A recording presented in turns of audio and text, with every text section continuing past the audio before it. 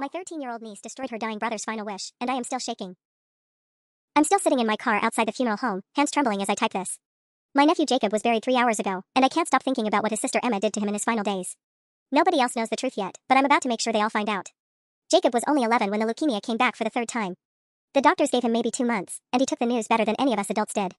While we were falling apart, he asked for one thing, a massive Lego architecture set, the Hogwarts Castle, 6,020 pieces, $469.99. He said he wanted to build something beautiful before he left us. I drove to 3 different stores that same afternoon until I found it in stock. For 6 weeks, Jacob worked on that castle every single day. Even when the chemo made him so weak he could barely sit up, he'd have my sister Sarah help him to his desk where hundreds of tiny pieces waited in perfect, organized piles. He'd work for 20 minutes, rest for an hour, then go back to it. The thing was incredible, towers and courtyards, moving staircases, detailed rooms with tiny furniture. He'd show me his progress every time I visited, explaining each section with a kind of pride that made my chest tight. "Aunt Lisa, look at the Great Hall," he said last Tuesday, his bald head gleaming under his desk lamp. "I got all the floating candles in. It's going to be perfect when it's done." The castle was more than a toy to him. It was his legacy, his proof that he'd existed and created something meaningful. He talked about how everyone would remember him when they looked at it.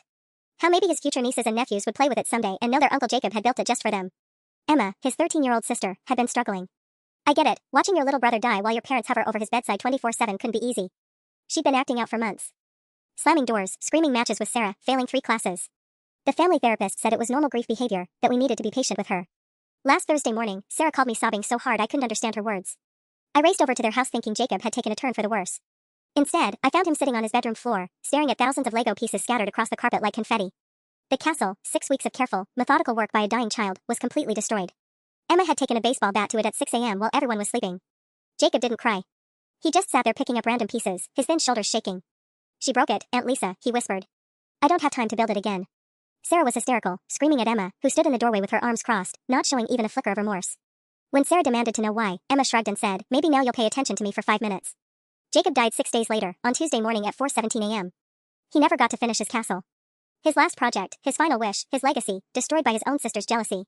The family thinks it was an accident. Sarah told everyone Emma knocked it over by mistake during a seizure of grief. She's protecting Emma, trying to keep the family from fracturing completely during our darkest time. But I know the truth. And I have photos of everything. The photos are what's going to damn Emma. I took dozens of them over those 6 weeks, documenting Jacob's progress because I knew how proud he was.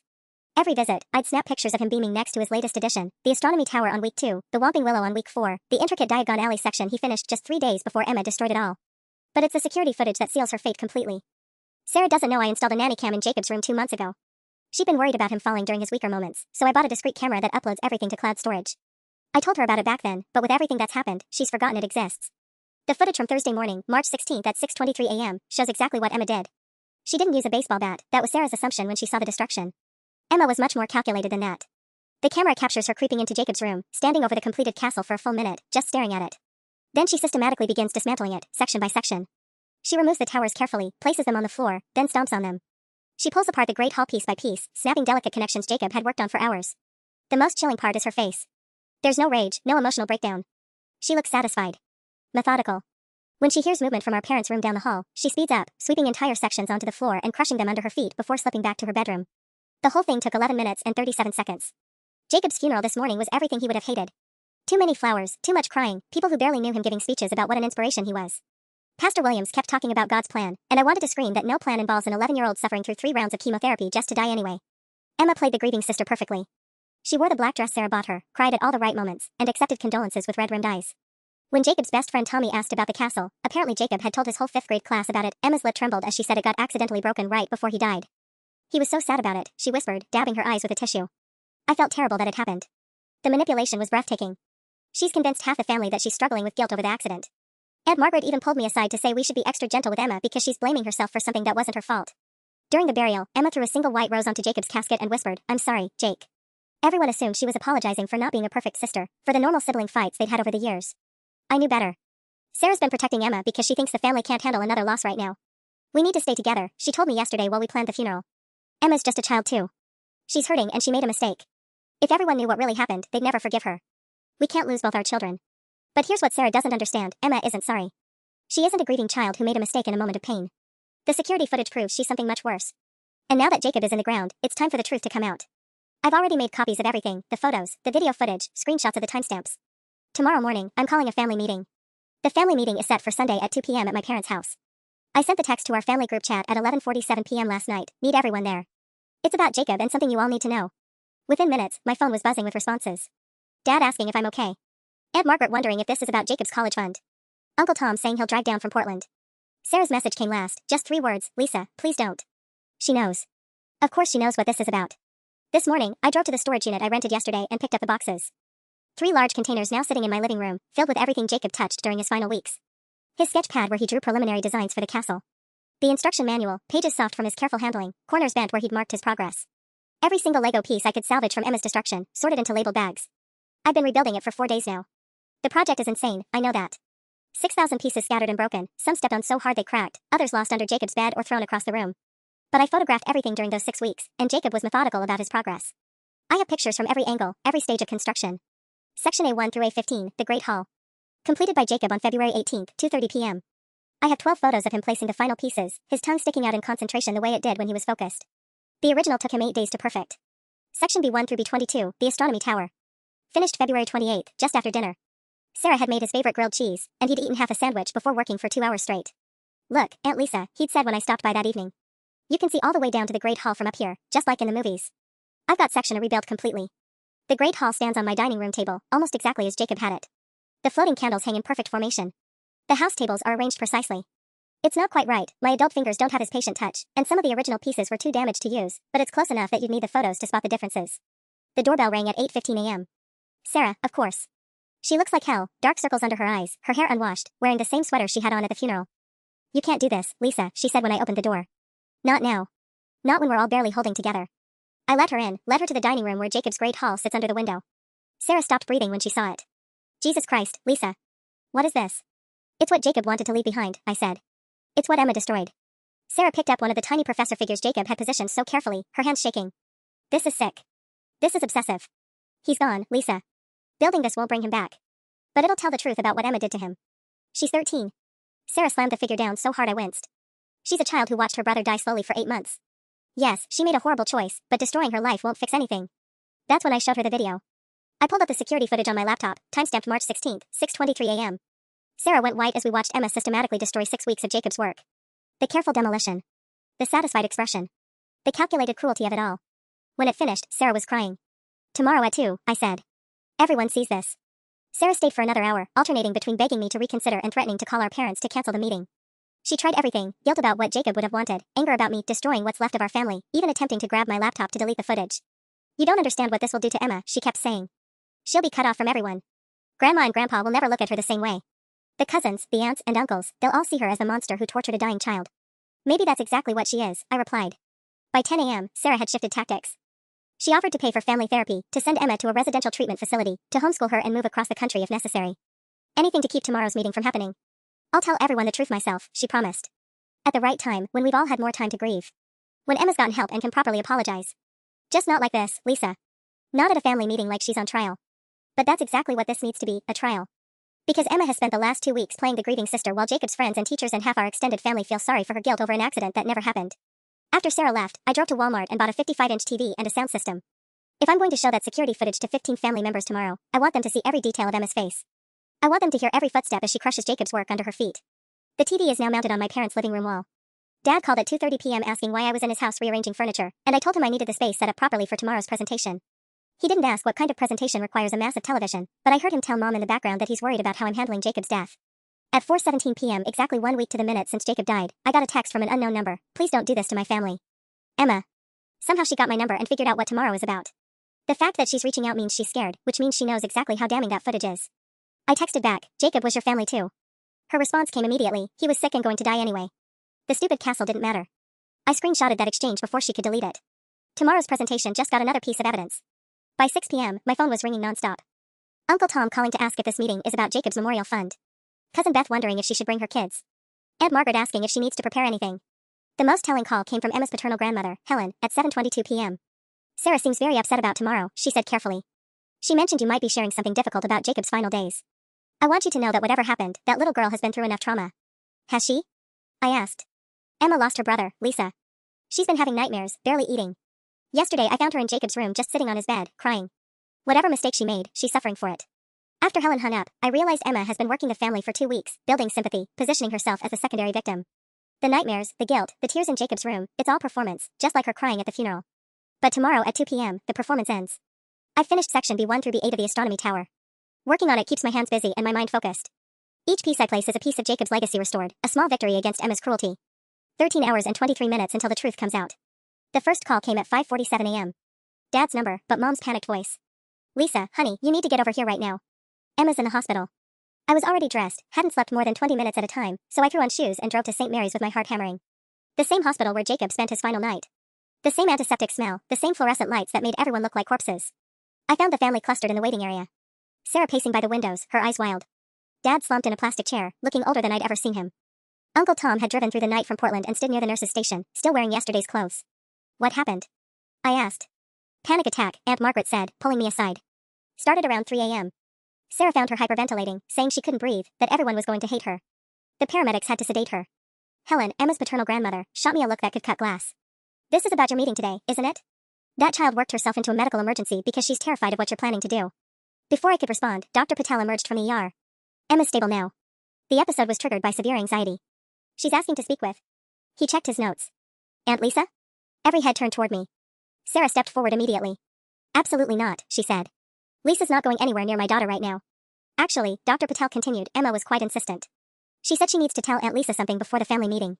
She's been asking about it repeatedly. The room went silent. Uncle Tom frowned. What family meeting? Sarah closed her eyes. Lisa called a meeting for today at 2 p.m. She says she has something to share about Jacob's final days.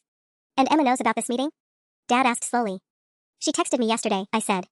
Somehow she found out. Dr. Patel cleared his throat. I don't pretend to understand the family dynamics here, but Emma seems to believe this meeting will expose something she did. She's been repeating that she needs to fix it before Aunt Lisa ruins everything. Those were her exact words. Helen's face went pale. What could Emma possibly need to fix? I looked at Sarah, whose hands were clenched into fists. She knew this moment was coming, had probably hoped the hospital visit would delay it, maybe cancel it entirely. But Emma had just confirmed to a room full of family members that she'd done something that needed fixing. Room 247, Dr. Patel said to me. 5 minutes. She's still somewhat sedated, so don't upset her further. Emma looked tiny in the hospital bed, oxygen monitor clipped to her finger, for a drip in her left hand. Her eyes were clearer than I expected, though. Calculating. Even drugged and exhausted, she was working an angle. You can't show them the video, she said the moment I walked in. No hello, no pretense. So you know about the security camera. I figured it out last week when I was looking through Jacob's room. Mom forgot to mention it, but I saw it tucked behind his bookshelf. Emma shifted higher against her pillows. How long have you been watching me? Just the important parts. March 16th at 6:23 a.m. was very enlightening. Emma's monitor beeped faster. I'll tell them I was sleepwalking. That I don't remember doing it. 11 minutes and 37 seconds of sleepwalking? Where you carefully dismantled each section before stomping on it? They'll believe me over you. Her voice was getting stronger, more confident. I'm the grieving sister who just had a panic attack. You're the obsessed aunt who's been secretly rebuilding a dead kid's toy castle and spying on our family with hidden cameras. I had to admit, she had a point. The optics weren't great. Besides, Emma continued, even if they see the video, what's the worst that happens? I get grounded? Sent to therapy? In 2 years I'll be in high school and none of this will matter anymore. Jacob's still dead, I said quietly. For the first time, Emma's composure cracked slightly. Yeah, well. He was going to die anyway. The meeting was still happening at 2 p.m. But now I had a bigger problem than just exposing Emma's cruelty. I had to prove that a 13-year-old sociopath deserved consequences that would actually stick. When I got back to the waiting room, the family dynamics had shifted completely. Word about the family meeting had spread, and now everyone was demanding answers about what Emma had supposedly done that required fixing. Sarah was cornered by the vending machines, fielding questions from Uncle Tom and Cousin Beth while Dad sat with his head in his hands. Aunt Margaret kept checking her watch and muttering about canceling her afternoon plans. Helen stood guard near Emma's room like a protective bulldog. Lisa, Uncle Tom called out when he saw me. Sarah's being pretty vague about this meeting. What exactly happened with Jacob that we don't know about? Before I could answer, my phone buzzed with a text from an unknown number. Check your email. Now. Emma. I stepped into the hallway and pulled up my inbox. One new message, sent 4 minutes ago from an account called truthaboutjacob2023@gmail.com. The subject line read, What Aunt Lisa isn't telling you. The email contained a single video attachment and 3 words, send this instead. I downloaded the file with shaking hands. It was security footage from Jacob's room, but not from March 16th. This was from February 23rd at 11:47 p.m. 3 weeks before Emma destroyed the castle. The timestamp showed Jacob working alone on his astronomy tower section, but something was wrong. He kept dropping pieces, his hands trembling worse than usual. Then he swept an entire section of completed work onto the floor in frustration, scattering dozens of carefully placed bricks. The video showed him trying to rebuild it, failing, then shoving the whole tower structure off his desk in a moment of weakness. At the bottom of the email, Emma had typed, Guess who really destroyed parts of the castle first? Maybe ask Mom about Jacob's bad nights when the chemo made him angry and confused. I was just finishing what he already started. My blood went cold. This was brilliant, and evil. Emma had found footage of Jacob having a frustrated breakdown and was positioning it as evidence that he'd been destroying his own work all along. She was going to claim she'd simply put the castle out of its misery rather than watch Jacob suffer through repeated failures. Another text popped up. Still want to show everyone the March 16th video? Because now I have context for it. Poor dying boy destroys his own castle. Loving sister puts it out of its misery so he doesn't have to keep suffering. Which story do you think they'll believe? I walked back to the waiting room where Sarah was now crying openly while Aunt Margaret rubbed her shoulders. The moment Sarah saw my face, she knew Emma had made contact. What did she say? Sarah whispered. Instead of answering, I turned to the rest of the family. The meeting is still happening at 2 p.m. Dad's house. Everyone needs to be there. What if Emma's not discharged by then? Helen demanded. Emma will be there, I said firmly. Because what she has to tell you can't wait any longer. Dr. Patel returned at 11:30 a.m. with discharge papers. Emma was medically stable, though he recommended follow-up with a therapist for anxiety management. As the family prepared to leave, Emma caught my eye and mouthed a single word, checkmate. But she'd made one critical error in her latest manipulation. The February 23rd footage she'd found showed Jacob's breakdown, yes, but it also showed what happened afterward. At 12:15 a.m., a figure entered the room. Someone who helped Jacob clean up the scattered pieces, who sat with him for an hour rebuilding what he'd destroyed in his moment of weakness. Someone who hugged him when he started crying about not being strong enough to finish his castle. That figure was Emma. The real Emma, before the jealousy completely consumed her. The sister who still loved her dying brother enough to help him rebuild his dreams at midnight when no one else was watching. The question was, which version of Emma would show up to the family meeting in 2.5 hours? The family meeting started at exactly 2 p.m., just like I'd planned. But everything else had gone sideways. Emma arrived 20 minutes early with Sarah, looking pale but determined. She'd changed out of her hospital gown into a soft gray sweater and jeans, carefully chosen to look vulnerable, I was sure. Helen flanked her other side, shooting protective glares at anyone who looked at Emma too long. By 2:15 p.m., we had everyone crammed into my parents' living room. Dad and Mom on the old leather couch. Uncle Tom in the recliner he'd claimed as his own since 1987. Aunt Margaret, Cousin Beth, Helen, and Sarah lined up in the folding chairs I borrowed from the church.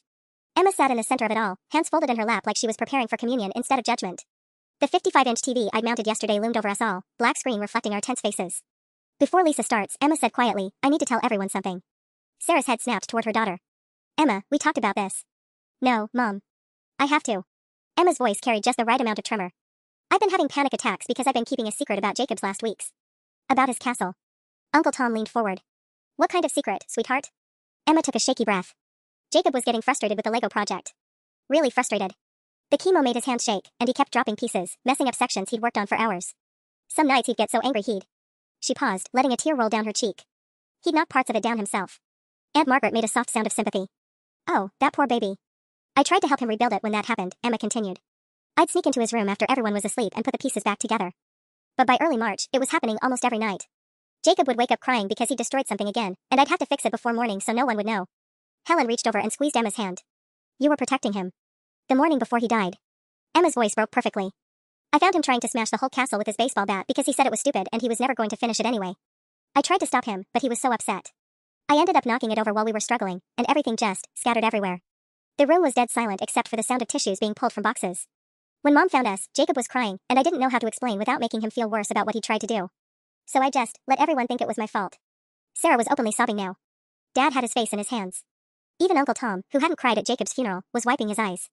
That's why I had the panic attack this morning, Emma finished.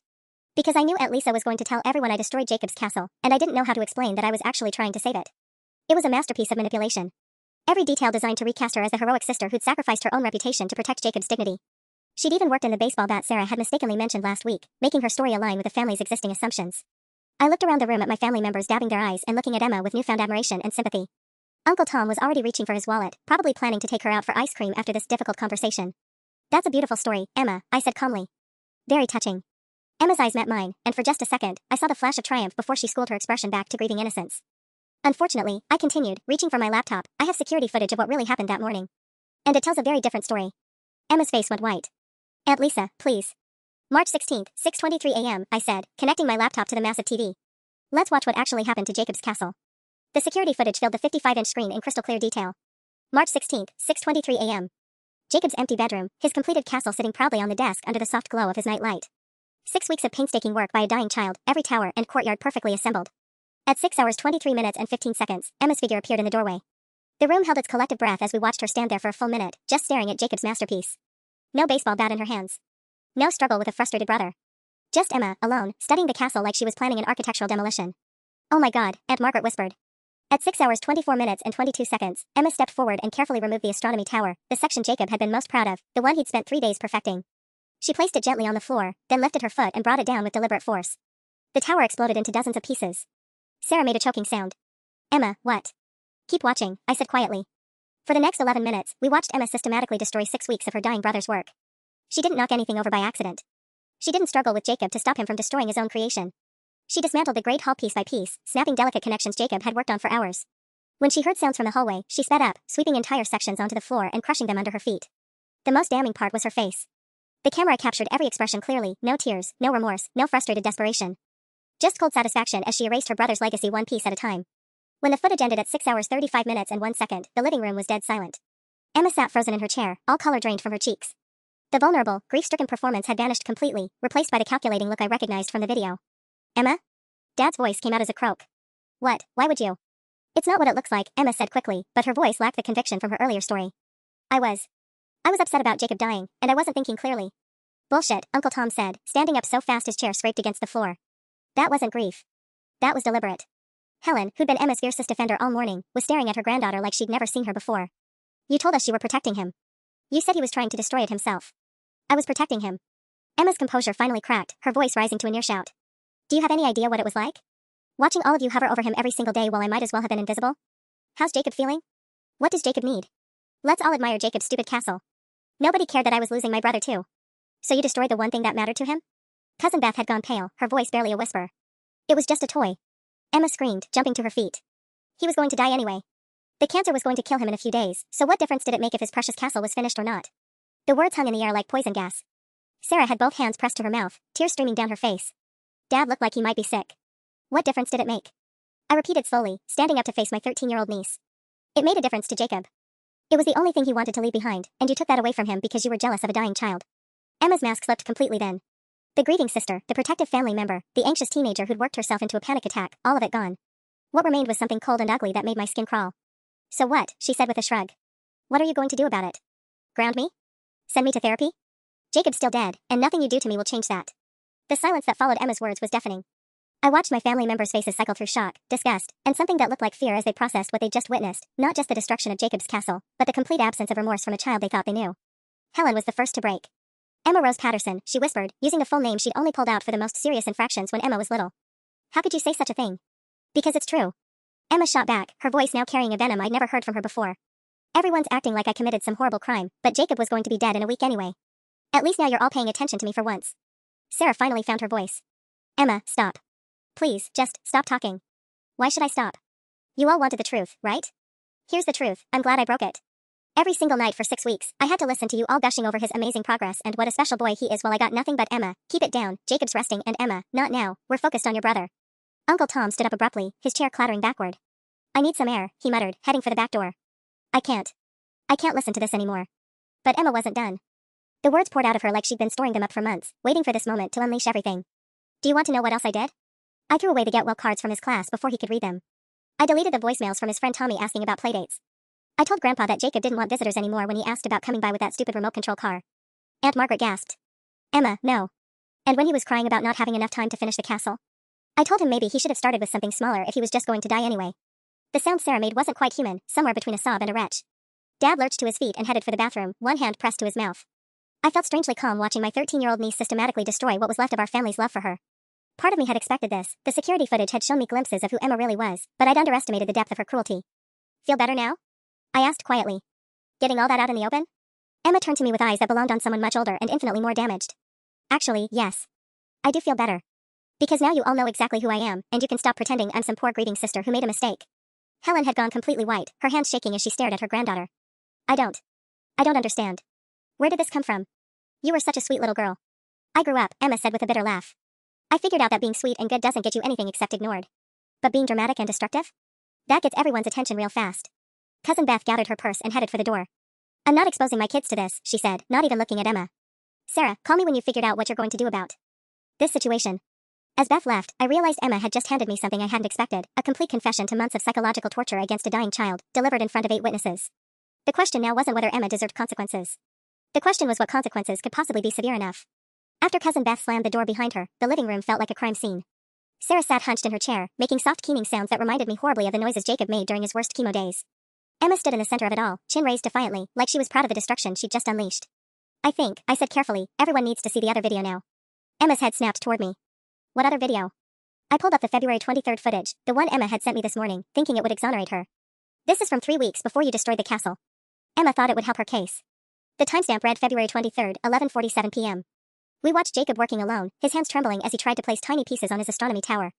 A section collapsed, scattering bricks across his desk. In his frustration, Jacob swept more pieces onto the floor, then finally shoved the entire tower structure off his desk in a moment of weakness. See? Emma said quickly, grasping for her earlier story. He was destroying it himself. Keep watching, I interrupted. At 12:15 a.m., a figure appeared in Jacob's doorway.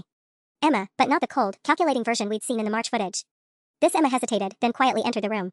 She knelt on the floor and began collecting the scattered Lego pieces, sorting them carefully back into Jacob's organized piles. We watched her sit cross-legged beside Jacob's bed, working by the light of his desk lamp to rebuild what he destroyed. When Jacob stirred and started crying, mumbling about being too weak and stupid to finish anything, Emma climbed onto the bed and held him. It's okay, Jake, her voice whispered through the laptop speakers. We'll fix it tomorrow. We'll fix it together, I promise. The Emma in the chair beside me had gone rigid, watching her past self comfort the brother she would later torment. This is who you used to be, I said softly. 3 weeks before you destroyed his castle, you were still the sister who loved him.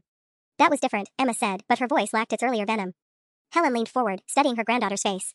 What changed, sweetheart? What happened between that night and March 16th? For a moment, I thought Emma might break down, might give us some explanation that would help us understand how a girl who once comforted her dying brother could become someone who deliberately crushed his final wish. Instead, Emma's expression hardened again. I got tired of cleaning up his messes. I got tired of pretending everything was going to be okay when we all knew he was going to die anyway. Sarah finally lifted her head, mascara streaked down her cheeks. I failed you both, she whispered. I was so focused on keeping Jacob comfortable that I let you. I didn't see what you were becoming. You didn't let me become anything, Emma snapped. I chose this. I chose to stop caring about someone who was just going to leave anyway. That's when Dad returned from the bathroom, looking gray but determined. Emma, I need you to listen to me very carefully. Your mother and I are going to get you help, real help, not just the family therapy sessions you've been skating through. But first, you're going to do something for your brother's memory. Emma crossed her arms. Like what?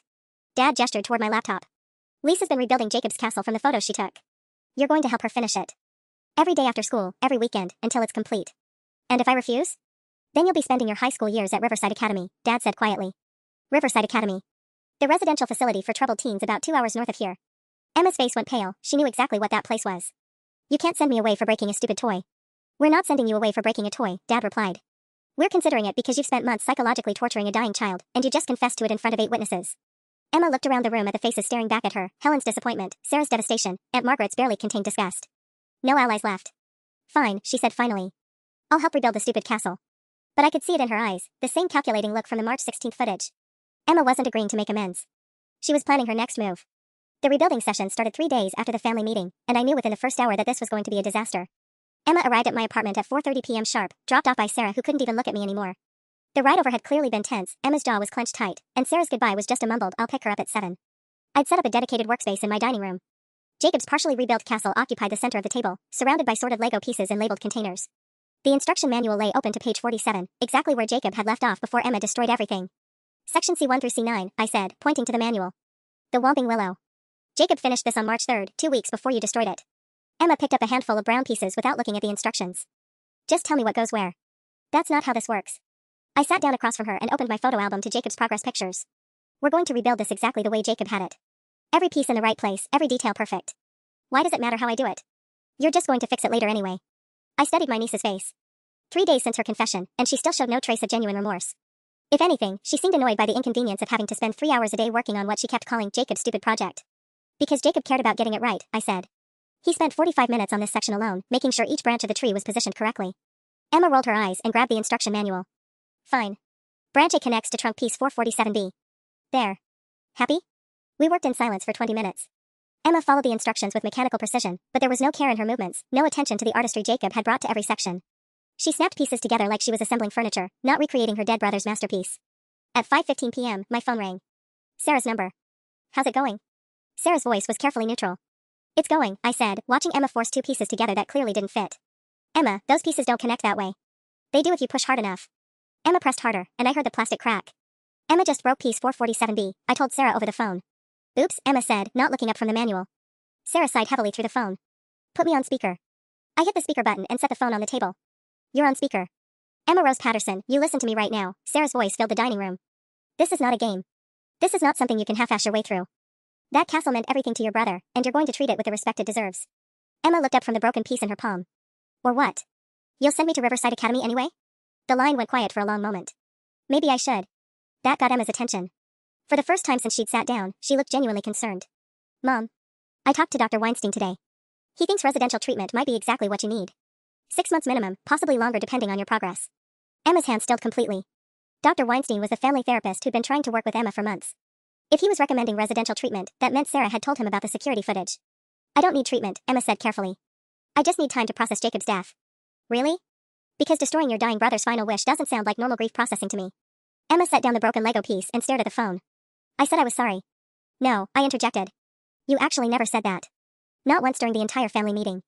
Sarah's voice came through the speaker again, harder now. Emma, I'm going to ask you a direct question, and I want a direct answer. Are you sorry for what you did to Jacob? Not sorry you got caught, not sorry about the consequences, sorry for hurting your brother. Emma was quiet for 30 seconds, staring at the partially built whomping willow. I could see her weighing her options, calculating what answer would get her what she wanted. Yes, she said finally. I'm sorry I hurt Jacob. But her voice was flat, rehearsed. The same tone she'd used when she was 7 years old and got caught stealing cookies, saying whatever words would make the adults stop lecturing her. I don't believe you, Sarah said quietly through the phone. And until I do, you're going to spend every afternoon rebuilding what you destroyed. And Emma? If you break one more piece deliberately, you're going to Riverside Academy that same night.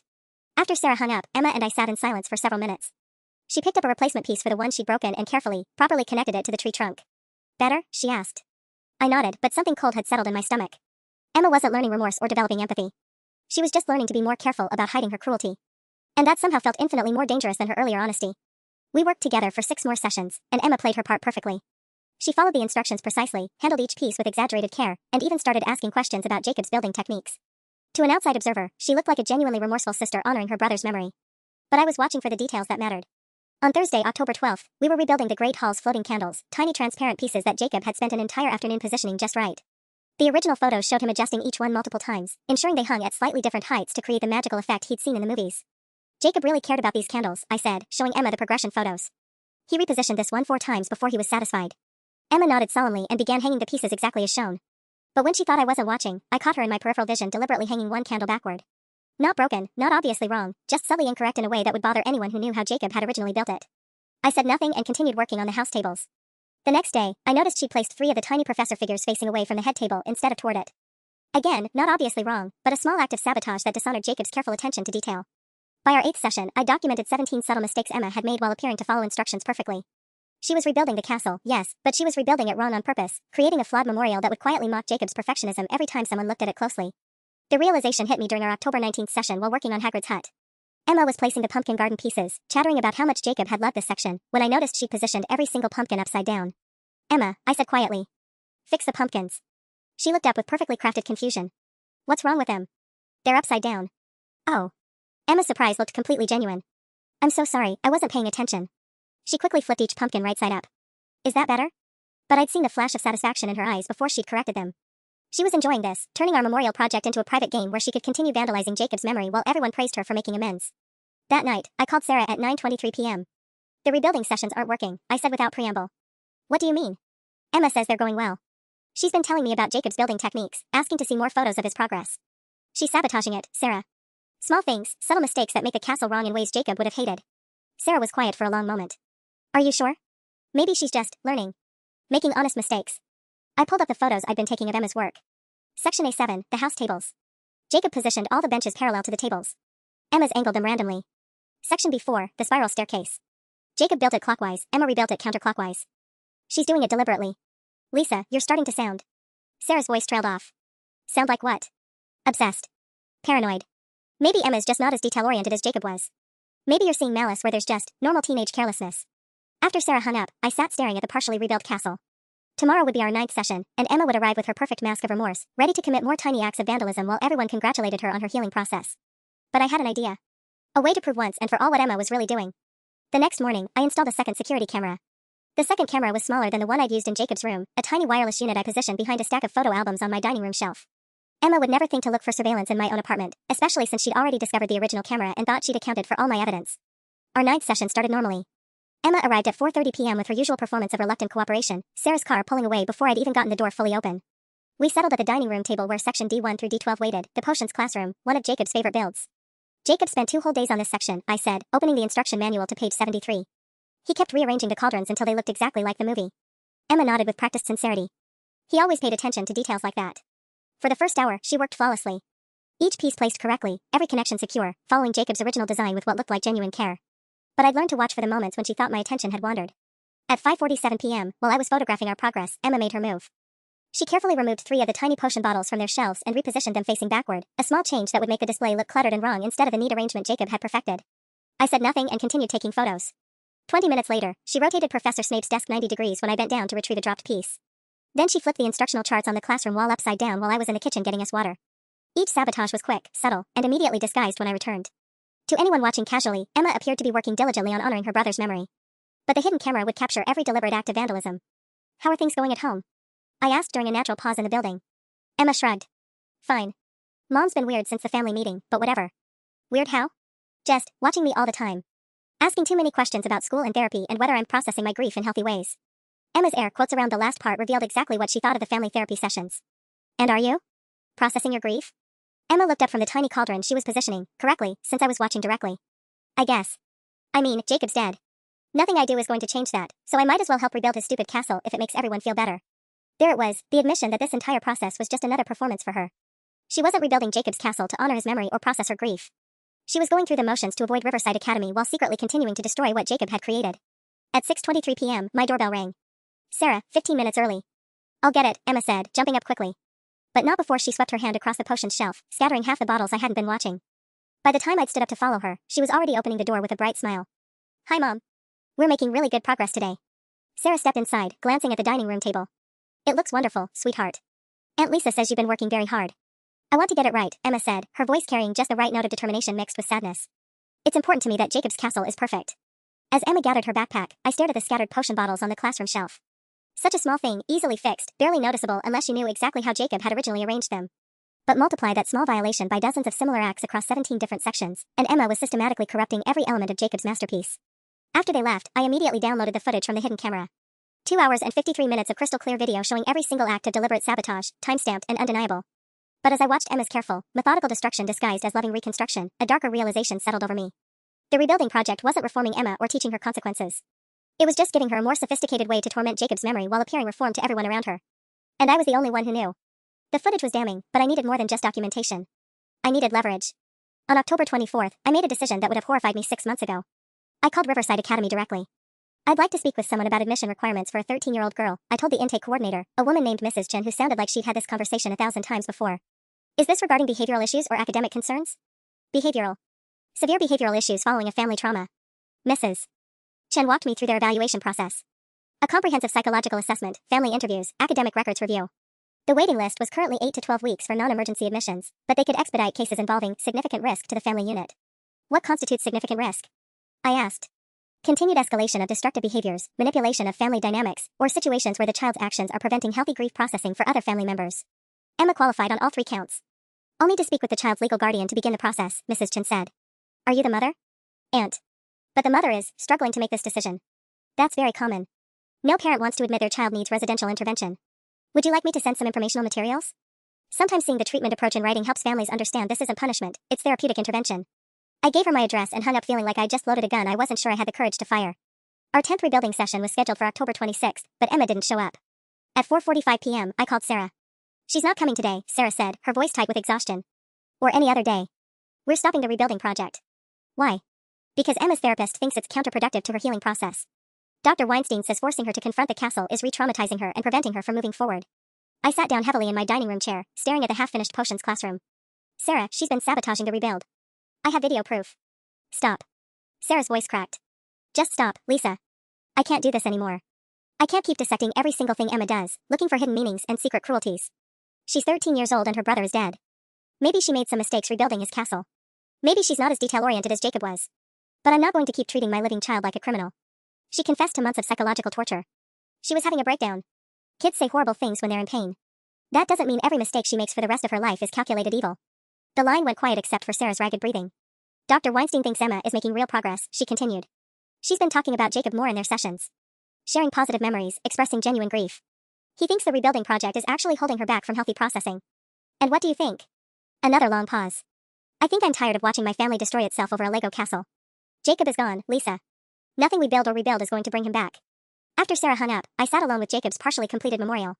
17 sections rebuilt, 28 sections remaining. Months of work ahead, and now I'd be doing it entirely alone. But I still had the Riverside Academy paperwork sitting on my kitchen counter. And I still had 17 hours of security footage showing exactly who Emma really was. The question was whether I had the courage to use them. 3 months later, on January 15th, I placed the final piece of Jacob's castle. The last section, a tiny flag for the highest tower, clicked into place at 2:17 p.m. on a Tuesday afternoon. I'd worked alone since October, rebuilding every section Emma had sabotaged, correcting every deliberate mistake, restoring Jacob's vision exactly as he'd intended it. The completed castle sat on my dining room table like a monument, 6,020 pieces assembled with the same meticulous care Jacob had brought to his original creation. Every floating candle hung at the precise angle he'd photographed. Every professor figure faced the correct direction. Every tiny detail perfect. I called Sarah that evening at 7:30 p.m. "It's finished," I said simply. Sarah was quiet for a long moment. "The castle?" "Jacob's castle. Exactly the way he built it. I have something I want you to see." "Lisa, I don't think." "Please. Just come look at it." "Bring Emma." They arrived an hour later. Sarah hesitant, Emma trailing behind with the calculated reluctance she'd perfected over the past months. But when Emma saw the completed castle, her mask slipped for just a second. I caught a flash of surprise, maybe even admiration, before her expression settled back into practiced indifference. "It's beautiful," Sarah whispered, walking slowly around the table. "It looks exactly like Jacob's photos," I finished. "Because I rebuilt it using his original design. Every piece where he placed it." Emma stepped closer, studying the sections she'd sabotaged months earlier. The potions classroom with its perfectly arranged bottles. The great hall with candles hanging at Jacob's carefully calculated heights. The whomping willow with every branch positioned exactly as he'd envisioned. "Did you fix the sections I worked on?" Emma asked quietly. "I corrected them," I said. "All 17 deliberate mistakes she made while pretending to help." Sarah's head snapped toward me. "Lisa. I have it all on video, Sarah. Every session. Every act of sabotage disguised as cooperation." I gestured toward the castle. "This is what Jacob actually created. What Emma destroyed wasn't just his castle, it was his legacy. His proof that he existed and made something beautiful." Emma stared at the completed masterpiece, and for the first time since Jacob's diagnosis, I saw something genuine in her expression. Not remorse exactly, but recognition. Understanding of what she'd actually taken from him. "He really did build something amazing," she said softly. "He did. And you destroyed it because you couldn't stand that a dying child got more attention than you did." Emma nodded slowly, still studying the intricate towers and detailed rooms. "Yeah. I did. No excuses this time. No manipulation or calculated tears. Just acknowledgement." Sarah sank into a chair, staring at her daughter. "What happens now?" I pulled out the Riverside Academy paperwork from my kitchen drawer, completed forms I'd been carrying for 3 months, waiting for this moment. "Now Emma decides," I said, placing the papers on the table beside Jacob's castle. "She can sign herself into Riverside Academy for residential treatment, or I submit these forms along with 17 hours of security footage to family court and let them decide her future." Emma picked up the admission forms, scanning the treatment program details. "How long?" "Minimum 6 months. Possibly longer depending on progress." "And if I don't sign?" "Then every family member, every teacher, every friend of Jacob's gets to see exactly what you did and who you really are." Emma looked at the castle one more time, then at the paperwork, then at her mother's devastated face. At 8:47 p.m. on January 15th, Emma Patricia Patterson signed her name on the Riverside Academy voluntary admission forms. She left with Sarah the next morning.